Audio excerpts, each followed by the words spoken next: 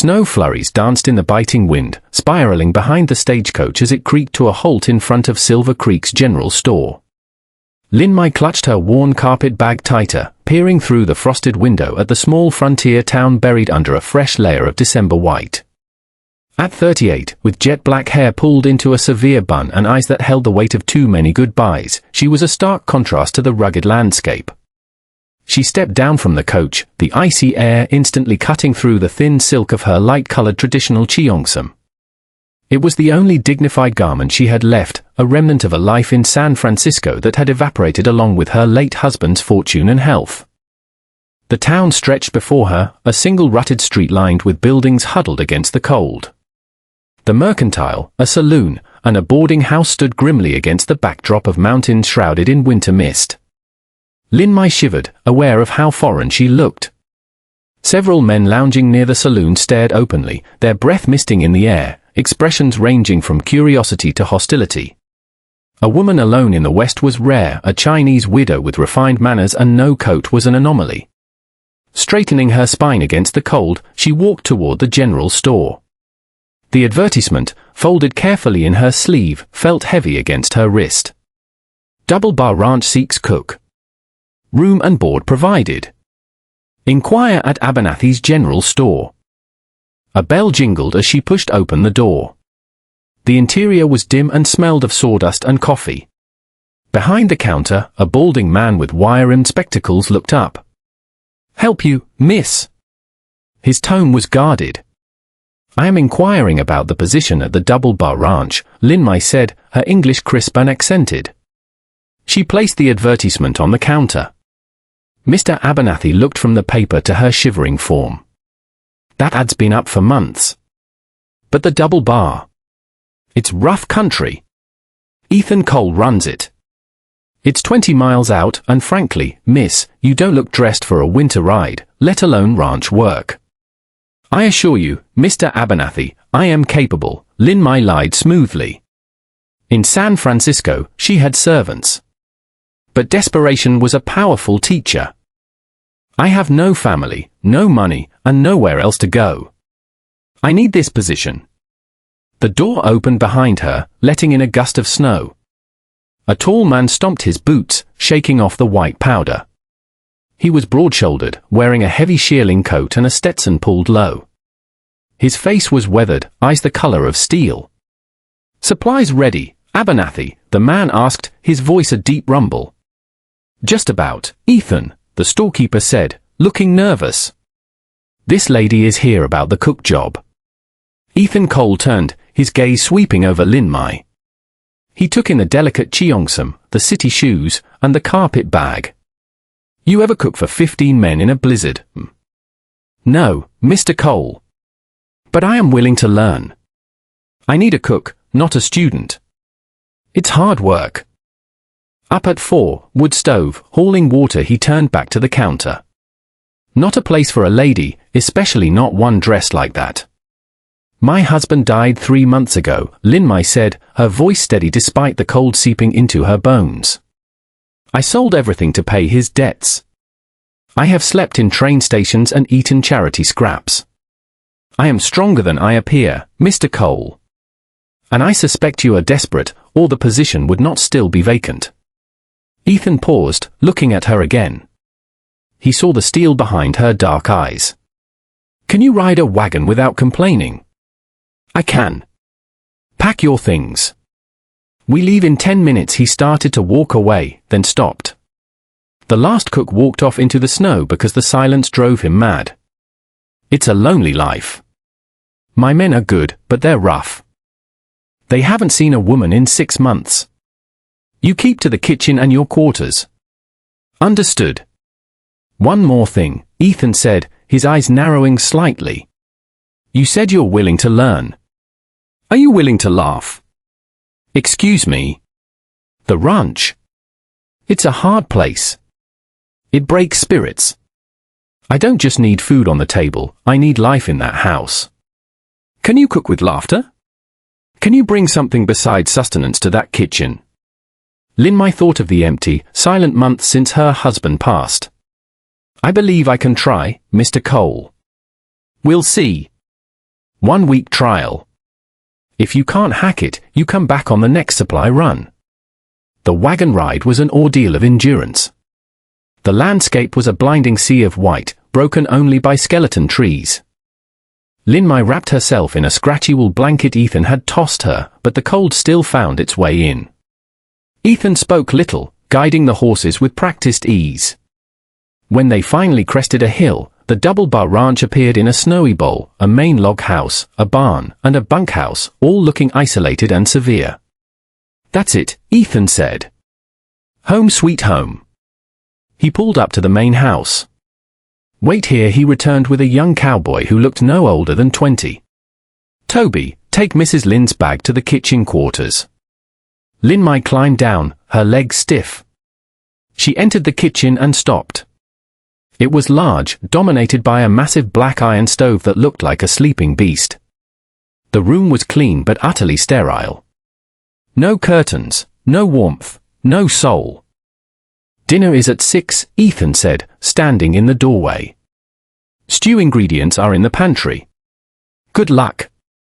Alone, Linmai tied an apron over her cheongsam. She had 4 hours. She found beef, potatoes, and onions. The stove was her first enemy. It took 3 tries and a fair amount of coughing to get the fire lit. Chopping vegetables with dulled knives blistered her hands, but she persisted. She found a jar of dried herbs and, taking a risk, added star anise she had saved in her bag, a tiny piece of her heritage.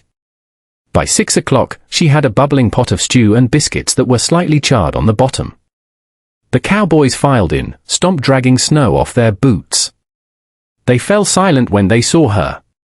"Gentlemen," Ethan announced, taking the head of the table. "This is Mrs. Lynn. Mind your manners." The men ate voraciously. Linmai watched nervously. Finally, Toby wiped his mouth. "This stew. It tastes different." "Good different. What's in it?" "Just a little spice from home," she said softly. Ethan ate silently, his eyes watching her. Afterward, he approached her at the stove. Biscuits were burnt. "The oven runs hot on the right," she countered. "I will adjust tomorrow." The stew was good, he admitted. But the kitchen is still quiet. Rome was not built in a day, Mr. Cole. Nor is laughter manufactured on command. The week passed in a blur of exhaustion. Linmai woke before dawn, breaking the ice on the water barrel. She learned the stove's temperament. She scrubbed the floors and mended the men's torn shirts in the evenings. She was surviving, but just barely. The second morning, disaster struck. She was rushing to prepare breakfast when she slipped on a patch of water she'd spilled. The tray of eggs went flying, and the coffee pot boiled over, extinguishing the fire. "Damnation," she hissed in Cantonese. "Language, Mrs. Lynn," Ethan's voice came from the doorway. He was dressed for work, looking amused. "I apologize. I am failing." "You're learning." Here he stepped forward, taking the poker. "Bank the coals like this. And for the eggs, scramble them. It's faster and the men don't care about presentation." They worked side by side for a moment, an unexpected rhythm forming. It was the first crack in the wall between them.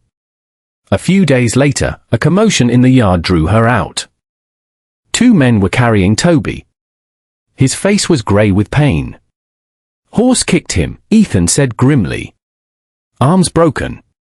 "Bring him to the kitchen," Linmai ordered, her voice changing from servant to commander. "I need straight wood for splints and clean cloth." "We need to get him to the dock in town," Ethan said. "In this snow?" "He will go into shock before you get halfway there," Linmai argued. "My father was a traditional healer. I can set the bone." Ethan hesitated, then nodded. "Do it." Linmai worked with precision. She mixed a poultice from herbs in her bag for the pain and set the bone with a snap that made Toby yelp. She bound it tight. "Keep it elevated," she told the pale boy. "I will make you ginger tea for the pain." Ethan watched her, a look of newfound respect in his eyes. Where did a merchant's wife learn that? My father believed knowledge was better than a dowry, she said, wiping her hands. Well, Ethan said, I reckon you just saved us a dangerous trip. Thank you. That night, Lin Mai served apple pie. She had found the recipe in an old, dust-covered book in the pantry. When she placed it on the table, the tired men cheered. Pie! Toby yelled, waving his good arm. I think I'm in love. Get in line, another cowboy, Gus, grunted. Even Ethan smiled, a genuine expression that transformed his face. Not bad, Mrs. Lin. Not bad at all. It is a little tart, she critiqued. It is perfect, Ethan said. And listen. The kitchen isn't silent anymore. She listened. The men were joking, teasing Toby, complimenting the food.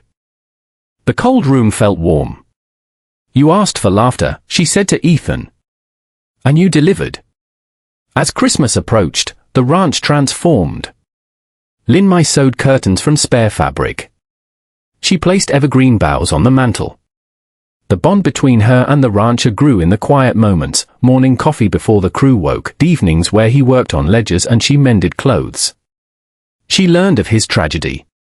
His wife and daughter had died of fever years ago while he was away on a cattle drive. He had punished himself with isolation ever since. That is why you hate the silence, she said one evening. It reminds me of what I lost, he admitted, staring into the fire.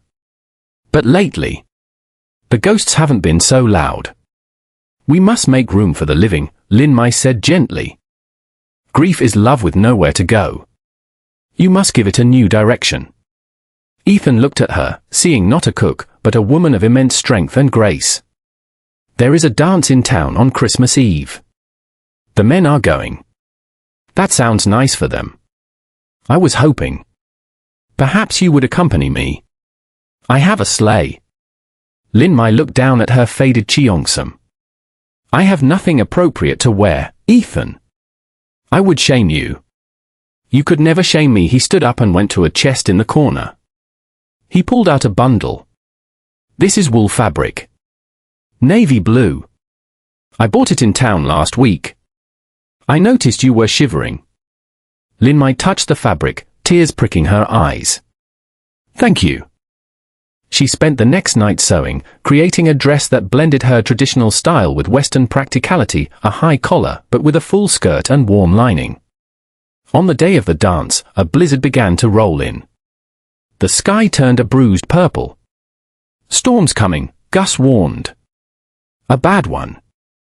We need to get the herd to the South Valley, Ethan said, his face hardening. Forget the dance. We have work to do. The men rode out. Lin Mai stayed behind, preparing for the worst. The wind began to howl like a banshee.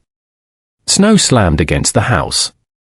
She kept the stove roaring, boiling water, baking bread, making gallons of coffee. Hours passed. The men returned in groups, frozen and exhausted. But Ethan didn't return.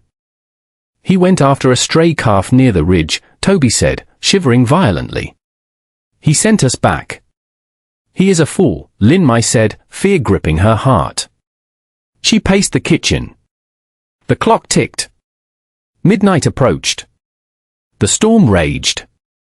Finally, unable to wait, she grabbed a lantern and a heavy coat. Mrs. Lin, you can't. Gus shouted. I am not letting him die in the snow. She opened the door and was nearly blown back. But then she saw it, a faint light in the distance. A horse stumbling. She ran out, the snow waist deep. Ethan fell from his horse just as she reached him. He was blue-lipped, clutching a shivering calf. Ethan! She dragged him up. Walk! You must walk! With a strength she didn't know she possessed, she helped him to the porch where the men grabbed him. They got him into the kitchen, stripped off his frozen clothes, and wrapped him in heated blankets. Lin Mai sat by his side all night, rubbing warmth back into his hands, whispering to him. You are stubborn, she whispered. You ask for laughter, then you try to die and leave us crying. Toward dawn, his eyes fluttered open. He looked at her, his vision clearing. Margaret. No, she said softly. It is Lin Mai. Lin Mai, he rasped. You came out. In the storm. Someone had to fetch the boss. He reached out, his hand covering hers. I thought I saw an angel. Turns out it was just a stubborn cook. Rest now. By Christmas morning, the storm had broken. The world was buried in white, peaceful and silent. But inside the ranch house, it was warm. The smell of roasting ham and spices filled the air. Ethan came into the kitchen, walking slowly but steadily. The men were already there, drinking coffee. They fell silent as he entered. Merry Christmas, Ethan said. Merry Christmas, boss, they chorused. Ethan turned to Lin Mai. She was wearing the navy dress she had made. She looked regal, beautiful, and entirely at home. Mrs. Lin, he said formally. Can we speak in my office? She followed him. He closed the door and turned to her. Your trial period is over, he said. I see. Shall I pack my bags? That depends. He reached into his pocket and pulled out a small velvet box. On whether you want a promotion. A promotion? I don't want to cook anymore, Lin Mai. I want a partner. I want a wife. She stared at him, stunned. Ethan. We are very different. People will talk. Let them talk. You saved my life. You saved this house. You brought the laughter back. He opened the box to reveal a simple gold band. I love you. I think I have since you threatened me with a ladle. I am a widow with nothing, she whispered. You are a woman with everything I need. He took a step closer. But there is a condition. She smiled, tears spilling over. The laughter? That you promise to keep seasoning our life with it. Even when the cattle stray, even when the winter is long. I promise, she said. I promise to fill this house with so much laughter you will beg for silence.